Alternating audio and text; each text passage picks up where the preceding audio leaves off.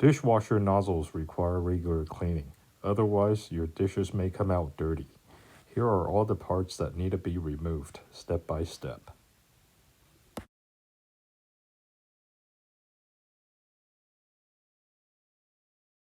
When you have food stuck in the nozzles, they will not spin freely. Be careful when pulling on the tabs to remove the nozzle covers. After removing the cover, use a toothbrush to clean out the food that are stuck inside.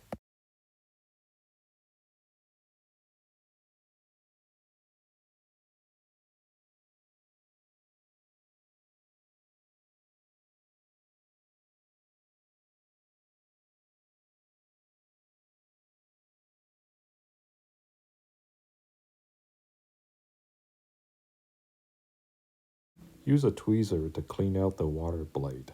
They're usually clogged with little pieces of food as well.